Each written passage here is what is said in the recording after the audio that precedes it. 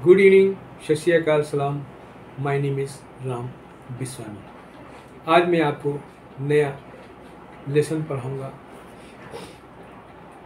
जिसको कहते हैं पोजीशन सेंस, यानी स्थिति का ज्ञान। यानी जो बोलने वाला है वो पहचानेगा कि एक ऑब्जेक्ट या कोई पर्सन या कोई आर्टिकल कहाँ पे रखी हुई है या कहाँ पे पर्सन खड़ा हुआ है, आगे है, पीछे है, दाएं है, बाएं है, ऊपर है, नीचे है। इसके बारे में आपको बताऊंगा। जैसे बगल में, नेक्स्ट टू या एडजेसेंट या बिसाइड।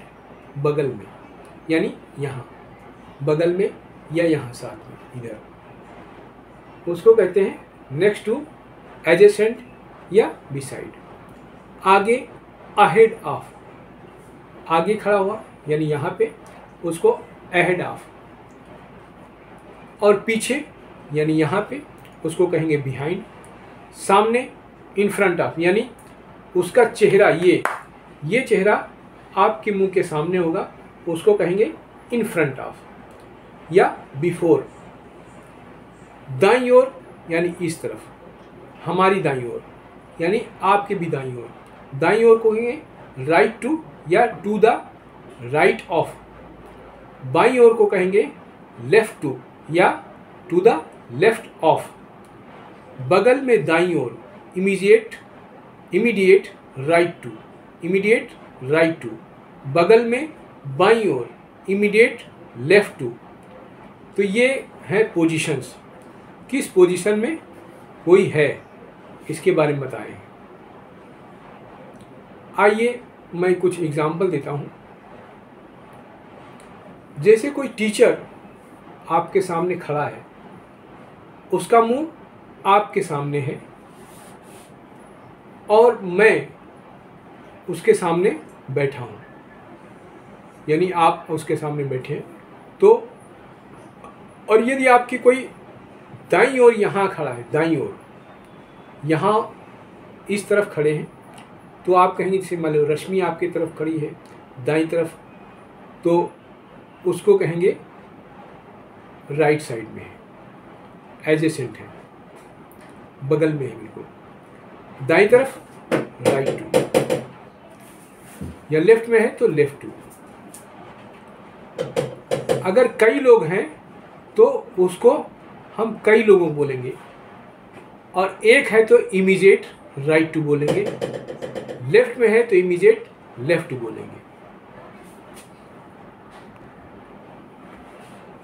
जैसे मान लो दिव्या की दाईं तरफ, ये मेरे दाईं तरफ, अगर कई लोग खड़े हैं तो राइट टू हो जाएंगे, यानी मसूद है, जुनैद है, संदीप है, कई लोग हैं तो राइट टू हो जाएंगे। एडजेसेंट माने बिल्कुल बगल में, जो बिल्कुल साथ में होता है उसको एडजेसेंट कहते हैं। इसी तरीके से मैं आपको बताता हूं। बगल में दाईं ओर, इमीडिएट राइट टू। अगर बगल में दाईं ओर तुरंत यहाँ पे इस साथ में जो खड़े हैं उसको कहेंगे इमीडिएट राइट टू। इधर जो खड़े हैं ये सारे राइट टू कहलाएंगे, राइट टू या to the right of, to right of. बगल में बाईं ओर यहाँ पे जो खड़े हैं उनको इमीडिएट लेफ्ट टू कहेंगे, यहाँ जस्ट लगे हुए, इमीडिएट लेफ्ट टू।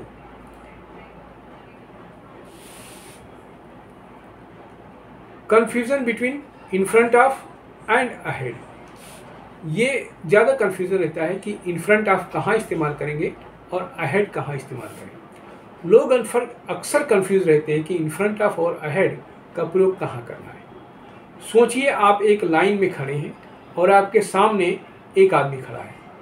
आप लाइन में खड़े हैं, आपके सामने आदमी खड़ा है, उसकी पीठ यानी ये पीठ आपकी तरफ है, इसलिए वो आपके अहेड कहेंगे, उसको अहेड कहेंगे। जैसे ये आदमी खड़ा हुआ है और ये आप खड़े हुए हैं और ऐसे, तो उसकी पीठ जो है आपकी तरफ है इसलिए उसको अहेड अहेड बोलेंगे। यदि आप यहाँ खड़े हैं, आप यहाँ खड़े हैं और कोई आपके जस्ट पीछे खड़ा है तो उसको वो आपके बिहाइंड कहलाएगा, वो आपके बिहाइंड कहलाएगा। सोचिए जब आप किसी से बात कर रहे हो तो उसकी पीठ आपकी तरफ नहीं है बल्कि आप उसे देखते हुए बात कर रहे हैं। इस स्थिति में वो व्यक्ति आपके सामने यानी इन फ्रंट ऑफ है। इस स्थिति के लिए बिफोर का भी प्रयोग किया जाता है। आमने सामने ऐसे हैं, ऐसे और ऐसे, तो बिफोर या इन फ्रंट ऑफ का इस्तेमाल करते हैं। इसका मुंह इसके मुंह के सामने है तो बिफोर या इन फ्रंट ऑफ का इस्तेमाल करते हैं। बगल में, जैसे ये आप खड़े हैं, जस्ट आपके साथ में ये खड़ा है तो उसको कहेंगे नेक्स्ट टू या एडजेसेंट या बिसाइड। ये आप हैं, इसके साथ में दूसरा खड़ा है तो उसको कहेंगे नेक्स्ट टू या एडजेसेंट या बिसाइड। आइए कुछ उदाहरण देकर आपको बताता हूँ। Please pay attention. टीचर बच्चों के सामने बैठे हैं, टीचर बच्चों के सामने में, तो टीचर का मुंह बच्चों की तरफ होता है तो teacher is sitting in front of the students, ये बोलेंगे teacher is sitting in front of the students. Rashmi Divya के बगल में दाईं ओर बैठी है। रश्मि, ये रश्मि दिव्या के बगल में दाईं ओर बैठी, ये दाया हो गया, दाईं ओर बैठी तो Rashmi is sitting immediate right to Divya, immediate right to Divya. ये रश्मि हो गई, ये हो गई दिव्या, तो Rashmi is sitting immediate right to Divya. Masood Tarun के आगे बैठा है, ये मसूद हो गया और ये हो गया तरुण, ये तरुण, ये आगे बैठा है तो इसको क्या कहेंगे, Masood is sitting ahead of Tarun. Ahead of यानी उसकी पीठ को ये देख रहा है, पीछे वाला उसकी पीठ देख रहा है तो यहाँ कहेंगे मसूद तरुण के आगे बैठा है, इसको क्या कहेंगे, Masood is sitting ahead of Tarun. Ram Mayank के बगल में बैठा है। राम इज सिटिंग एडजेसेंट या नेक्स्ट टू या बिसाइड मयंक।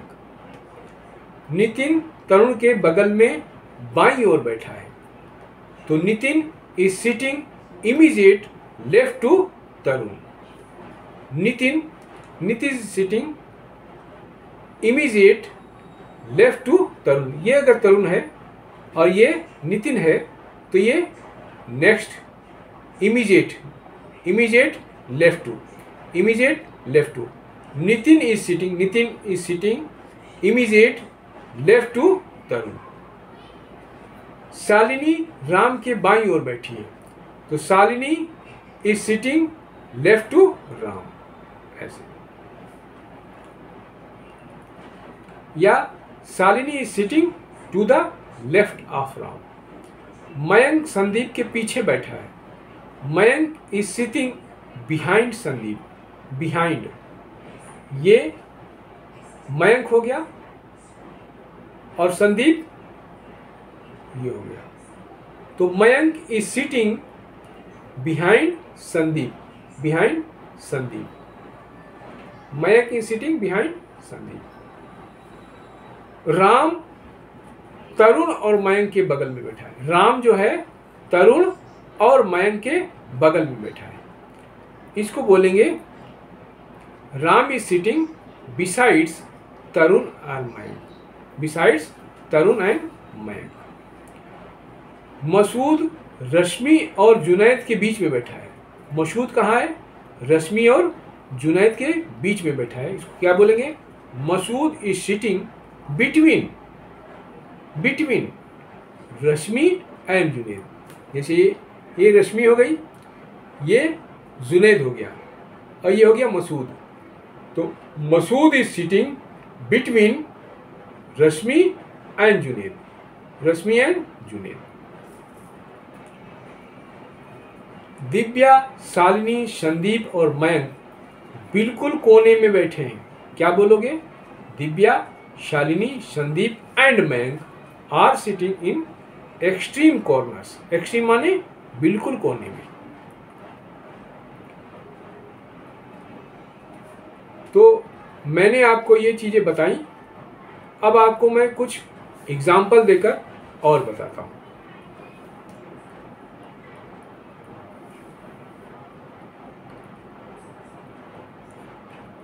एग्जाम्पल और दूंगा, उससे आपको अच्छी तरीके से समझ आ जाएगा।